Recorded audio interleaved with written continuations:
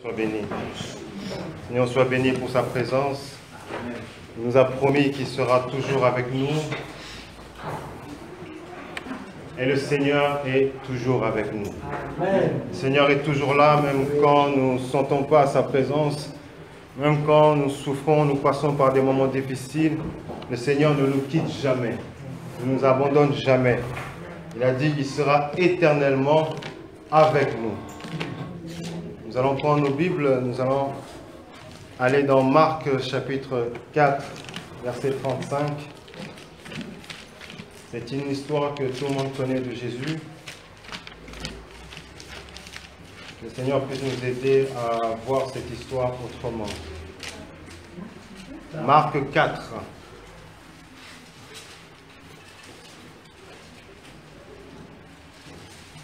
« 35 à 41. Si tout le monde a trouvé, je peux faire la lecture.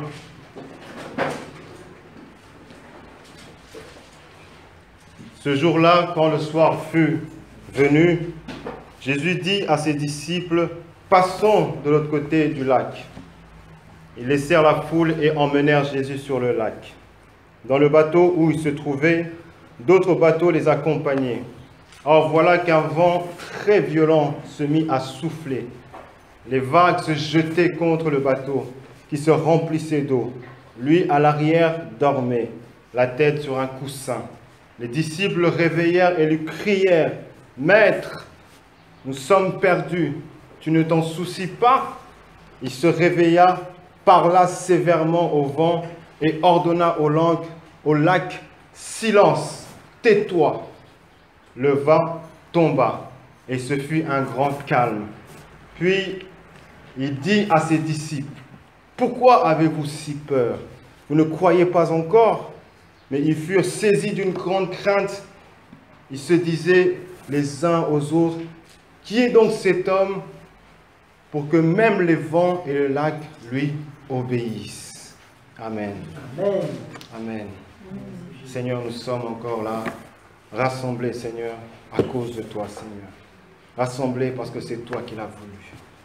Nous sommes rassemblés pour t'écouter, pour te comprendre, Seigneur, pour mieux te connaître. Oh Seigneur, nous avons besoin de toi. Nous avons besoin de toi dans notre vie. S'il te plaît, Seigneur, aide-nous. Aide-nous à saisir tes paroles. Aide-nous, Seigneur, à parler de toi. Aide-nous à t'écouter, Seigneur. Que tout esprit se tait devant toi. Que tout esprit soit ramené captif devant ton Église. Dans le nom de Jésus. Amen. Amen. Amen. Ce matin, j'aimerais attirer notre attention sur la réaction de Jésus. La réaction que le Seigneur a eue face à la tempête. Vous savez, Jésus est notre modèle. L'apôtre Paul dit ceci, il dit cette parole qui est intéressante, il dit « Suivez donc mon exemple, imitez-moi, faites comme moi je fais. Suivez mon exemple comme moi, de mon côté, je suis celui l'exemple de Christ. Faites comme moi je fais avec Christ. » Vous savez, la vie chrétienne doit être calquée sur Christ. Christ a vécu sur la terre comme étant un homme, malgré qu'il était fils de Dieu. Il était le fils de Dieu par excellence, mais Dieu ne l'a pas épargné. Dieu n'a pas épargné son fils. Dieu a permis que son fils puisse passer par toutes sortes de situations, par des souffrances. Il a permis que le fils puisse être confronté à des oppositions, à des combats, à des rejets. Dieu ne l'a pas épargné. Mais le comportement du Fils, la réaction du Fils face à toute cette réaction est pour nous un enseignement. Si le Seigneur a permis que le Fils puisse passer par des moments difficiles, le Seigneur voulait nous montrer comment nous devons réagir lorsque nous sommes dans les temps difficiles. Parce que Christ est notre modèle. Il nous a laissé un modèle que nous devons suivre. Parce qu'il a dit, « Je suis le chemin, la vie et la vérité. » Nous voyons là une histoire que tout le monde connaît. Le Seigneur est dans la barque. Il est dans la barque, il est avec ses disciples. Il y a d'autres disciples qui le suivent dans d'autres barques. Et la Bible nous dit que soudain, il arrive que le vent, que la tempête puisse se lever. Et la tempête devient de plus en plus violente. Et à tel point que la tempête était violente, les eaux ont commencé à remplir la barque. Les eaux ont commencé à remplir la barque. Les disciples se sont sentis en danger. Ils se sont sentis en danger à tel point qu'ils pensaient qu'ils allaient mourir. Et c'est pour cette raison qu'ils sont allés voir Jésus. Ils ont réveillé Jésus. Ils ont dit à Jésus, « Seigneur, réveille-toi, nous sommes perdus. Seigneur, réveille-toi, nous allons mourir. » Vous voyez, Dieu n'a pas empêché au vent de souffler. Dieu a laissé que le vent puisse souffler, que le vent puisse devenir de plus en plus violent. Et Dieu a laissé, si je peux le dire, la situation s'aggraver de pire en pire, jusqu'au point où la barque était prête à chavirer. Dieu a permis cette situation-là. Dieu n'est pas intervenu lorsque la violence du vent était de plus en plus forte. Dieu n'a pas intervenu quand les disciples ont commencé à crier. Quand les disciples ont été pris de panique, Dieu n'est pas intervenu. Dieu est intervenu seulement lorsque le Fils a réagi. Dieu est intervenu à la réaction, après la réaction de son Fils. Et quelle a été cette réaction? Jésus n'a pas prié son Père. Il n'a pas dit à son Père, « Père, viens à notre secours.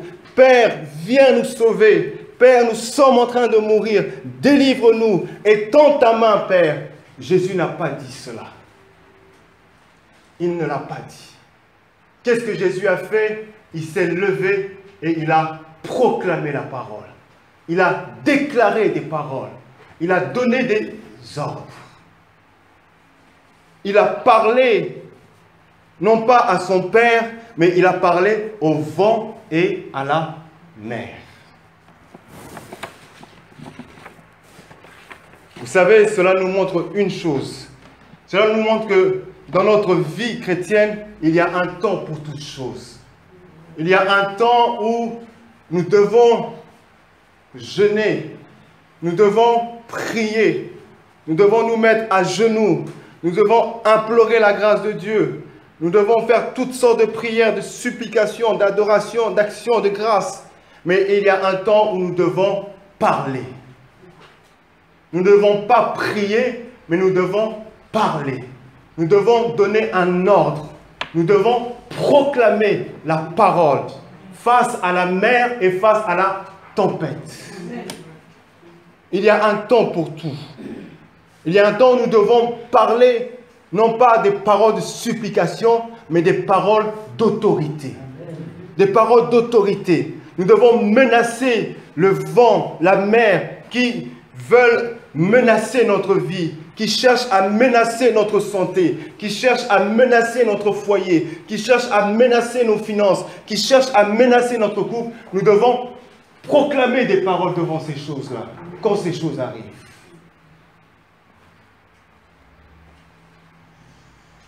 Écoutez ce proverbe 18, 21.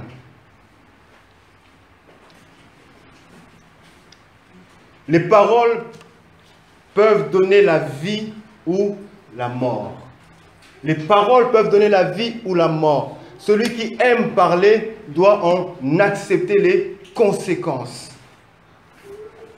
Le Seigneur, par cette réaction, a voulu nous enseigner une vérité, une réalité, que derrière des paroles, il y a un pouvoir. Derrière les paroles, il y a une puissance. Derrière les paroles, il y a une autorité.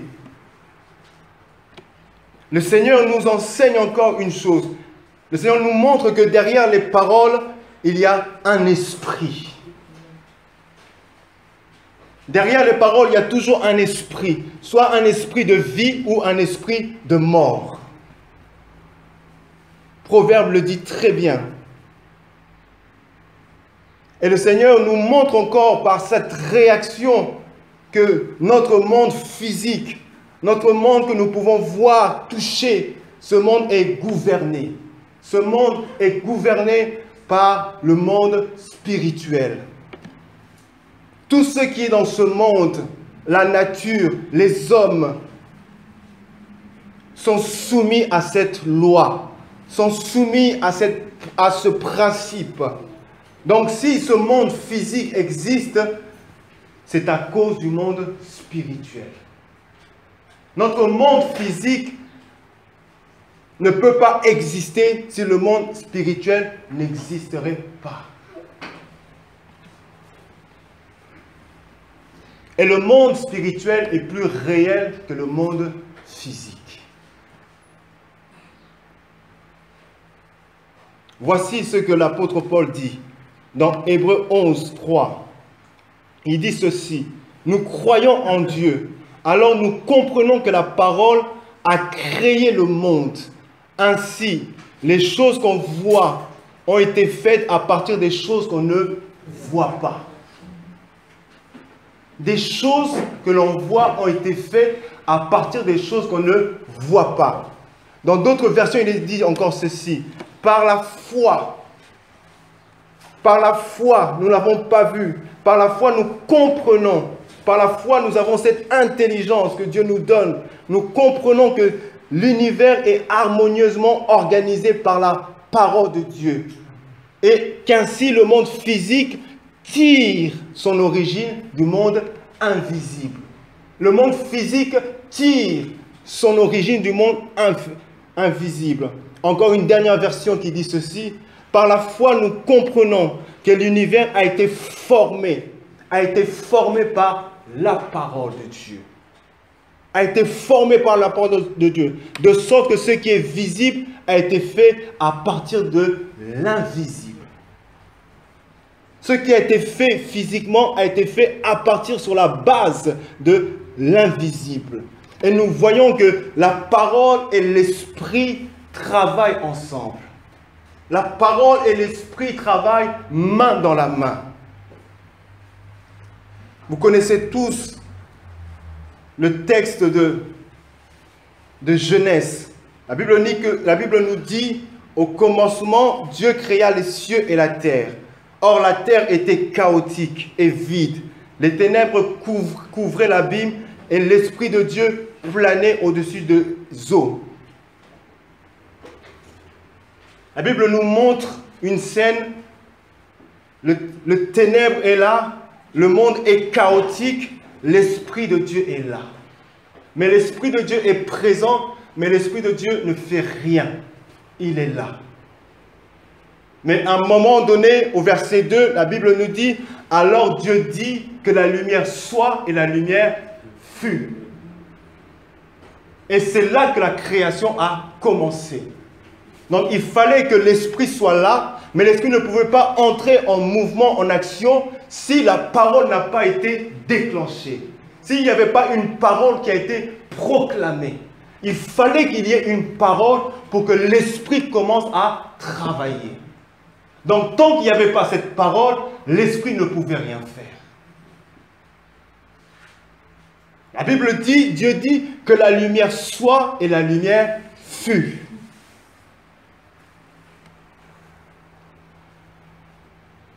Et cette vérité, cette réalité, beaucoup de gens l'ont compris. Beaucoup de personnes ont compris cette vérité. Ont compris que derrière les paroles, il y a une puissance. Et beaucoup de personnes utilisent cette vérité, mais ils l'utilisent dans un sens mauvais. Ils l'utilisent dans le sens de dominer les gens, dans le sens de manipuler les gens, dans le sens de maudire les gens, avec des puissances des ténèbres. Amen. Beaucoup de gens le font. Nous avons un exemple dans la Bible. Cet exemple, vous connaissez cette histoire, je pense. Dans Nombre 22, le roi Balak, le roi des Ammonites, ce roi voulait faire la guerre à Israël. Il voulait combattre Israël. Mais lorsqu'il a vu Israël, il a vu que Israël était nombreux.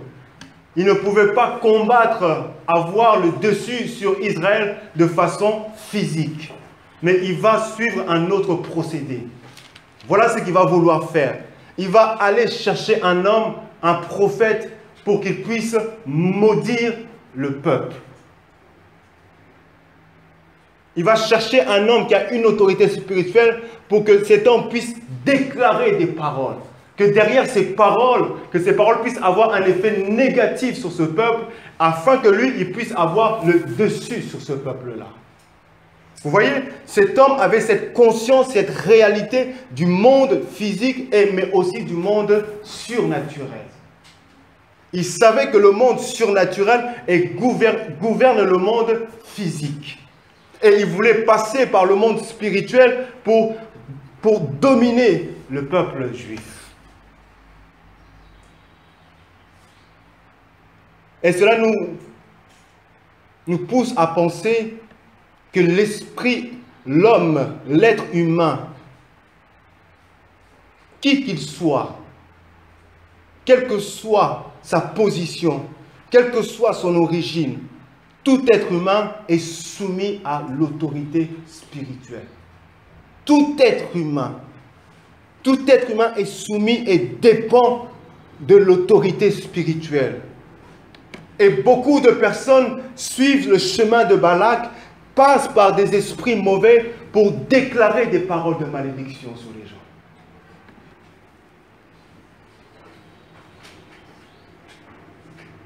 Vous savez, il y a peut-être certaines personnes, leur vie ne marche pas. Ce qu'ils font, ils n'avancent pas. Ils ne progressent pas. Ils sont comme enfermés. Parce que ces personnes-là, dans leur vie, il y a eu des paroles de malédiction qui ont été proclamées sur eux.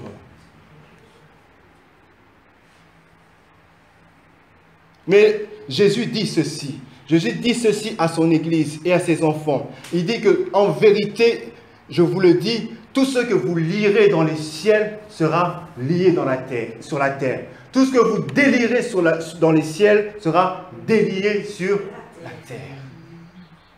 Amen. Donc Jésus nous a donné ce pouvoir, cette autorité de renverser des paroles qui ont été proclamées sur ceux qui ont été victimes des paroles négatives, des malédictions. Dieu a donné cette autorité à son Église. Et le monde naturel nous aide à comprendre le fonctionnement du monde spirituel. Mon frère Joseph est très bien placé pour comprendre ça. Dans l'armée, il y a une hiérarchie. La parole prononcée par un général a plus de force que la parole d'un colonel. Lorsque le général parle, donne un ordre, déclare des paroles sur son armée, sur ses soldats, les soldats ne discutent pas. Les soldats ne demandent pas pourquoi. Les soldats, ils exécutent. Ils font ce que l'autorité leur dit de faire parce que c'est leur autorité. Et dans la Bible, il y a un homme qui a compris aussi cela. Un homme qui est romain. Un homme qui est païen. Un centurion romain. Dans Matthieu chapitre 8, verset 5.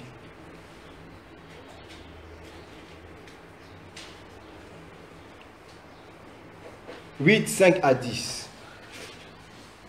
Jésus entrait à Capernaum, quand un officier romain l'aborda et le supplia. « Seigneur, mon Seigneur est couché chez moi, il est paralysé, il souffre terriblement.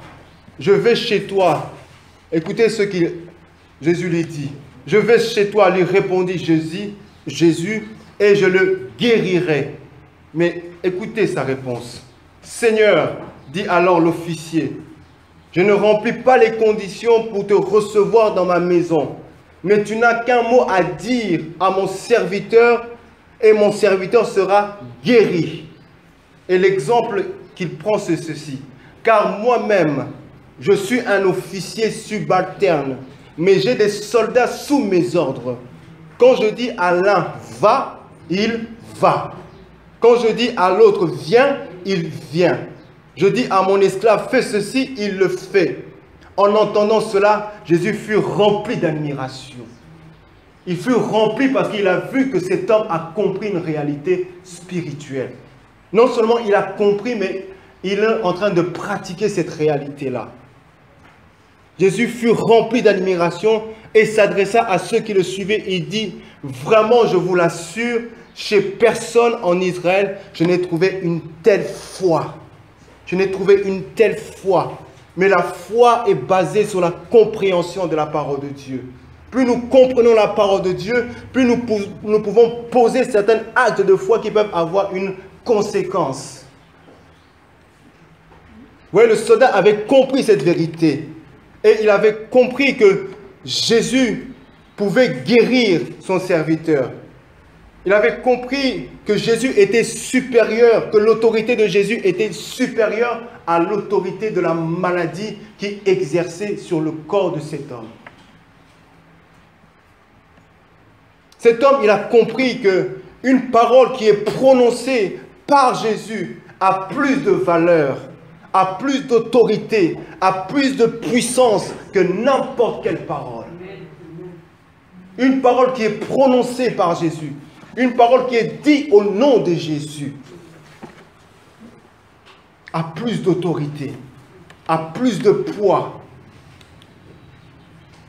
Rappelez-vous, Jésus face à ce figuier, lorsqu'il rencontre ce figuier, la Bible nous dit qu'il maudit ce figuier. Il le maudit par quoi? Par des paroles. Par des paroles. Et ces paroles ont été suivies par il y a eu une conséquence sur cet arbre-là. Cet arbre a été séché.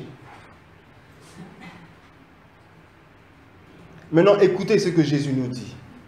Dans Luc 10, 19, 20. Il dit ceci. Écoutez, en parlant à ses disciples. Je vous ai donné le pouvoir de marcher sur le serpent, sur les scorpions et d'écraser toutes les forces de l'ennemi, sans que rien ne puisse vous faire du mal. Je vous ai donné le pouvoir de marcher sur toute puissance des ténèbres. Mais il dit toutefois, ce qui doit vous réjouir, ce n'est pas de voir ces choses vous soient soumises, mais de voir que votre nom est inscrit dans le livre de la vie. Pourquoi Jésus a-t-il donné ce pouvoir? Pourquoi Jésus a-t-il donné cette autorité? Matthieu 28, 18 le dit. Alors Jésus s'approcha d'eux et leur parla ainsi. J'ai reçu tout pouvoir. J'ai reçu tout pouvoir dans le ciel et sur la terre. J'ai reçu tout pouvoir. Jésus a reçu tout pouvoir. Et en tant que chrétiens, en tant que des personnes, des hommes et des femmes qui ont reçu Jésus dans leur vie, qui sont nés de nouveau, qui ont été baptisés par l'Esprit, ont en eux cette autorité et ce pouvoir. Amen. Il y a ce pouvoir dans notre vie. Il y a cette autorité dans notre vie. Parce que notre autorité est au-dessus de toute autorité spirituelle. Notre autorité est au-dessus de ce monde physique, du monde spirituel, au-dessus des puissances des ténèbres, au-dessus des dominations, au-dessus de tous les esprits méchants. Pourquoi? Parce que nous sommes assis dans le lieu céleste avec Jésus. Donc nous occupons une position d'autorité. Donc lorsque nous déclarons des paroles, ces paroles ont un pouvoir, ont une puissance, une autorité de s'accomplir dans la vie. Et Jésus le savait. Voilà pourquoi Jésus, devant la tempête, n'a pas prié son Père, mais il a exercé son pouvoir, il a exercé son autorité. Il a déclaré des paroles devant cette situation qui était là devant lui. Et il a dit au vent et à la mer, tais-toi. Tais-toi. Est-ce que nous pouvons dire ces choses dans notre vie?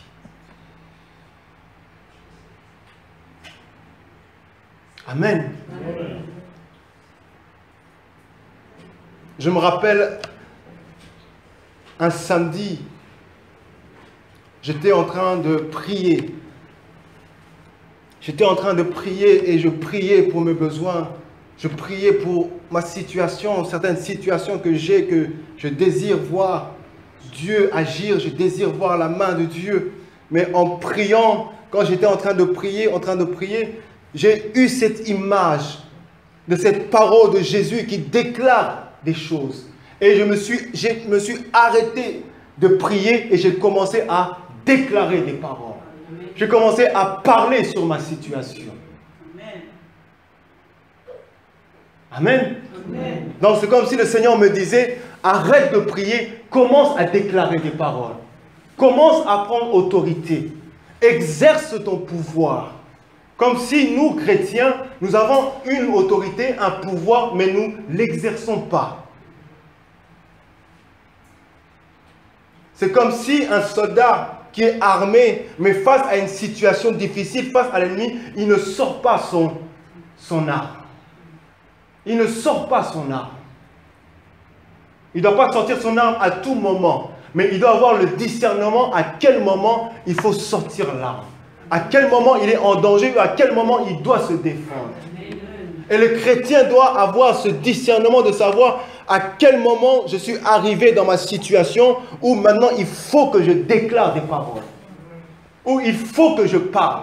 Il faut que je dise à cette maladie, arrête-toi maintenant, c'est fini. Amen. Vous savez, Pierre et Jean étaient des disciples de Jésus. À ce moment-là, ils n'étaient pas encore fermés. Ils n'avaient pas encore compris. Mais lorsqu'ils ont compris, lorsqu'ils ont été remplis du Saint-Esprit, ils marchaient, ils sont allés dans le temple. Mais devant le temple, il nous est dit qu'il y avait cet homme qui était boiteux. Ils ont vu cet homme boiteux. Cet homme a demandé de l'argent. Mais ils n'ont pas commencé à prier sur cet homme. Ils n'ont pas dit, Seigneur, guéris cet homme. Seigneur, change. Mais ils ont dit, au nom de Jésus, nous t'ordonnons, nous n'avons rien à te donner, ni argent, mais au nom de Jésus, lève-toi et marche. Ils ont déclaré des paroles. Lève-toi et marche. Et la Bible nous dit que le boiteux s'est levé et a commencé à marcher. Nous ne pouvons pas expliquer qu'est-ce qui se passe dans le monde spirituel. Nous ne pouvons pas comprendre le monde spirituel. Mais nous pouvons comprendre ce que la parole nous dit. Et la parole nous dit que nous avons en nous cette force, cette puissance, cette autorité de parler. Voilà pourquoi le chrétien ne doit pas dire n'importe quoi. Voilà pourquoi le chrétien doit surveiller son langage. Il doit surveiller sa façon de parler. Parce que lorsqu'il parle, il y a quelque chose qui se passe. Parce que le chrétien est investi d'une autorité. Nous avons une autorité. Dieu a donné une autorité. Non pas à seulement des pasteurs, ceux qui prêchent, des prophètes. Mais Dieu a donné l'autorité à tous ses enfants. Christine a l'autorité. Elle peut déclarer des choses.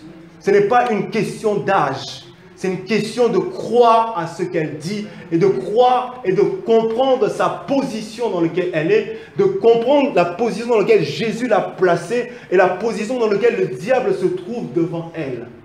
Le diable a une position inférieure à nous. Les démons ont une position inférieure à nous. Même si nous manquons de l'argent, nous manquons ceci, nous manquons cela, nous habitons dans une petite maison, nous n'avons pas à manger aujourd'hui ou peut-être demain, mais ça ne change pas notre autorité. Ça ne change pas notre position. Ça ne change pas ce que Dieu a mis en nous, ce que Dieu nous a donné. Ce n'est pas conditionné par notre situation. C'est conditionné parce que nous avons reçu Jésus dans notre vie. Amen. Amen.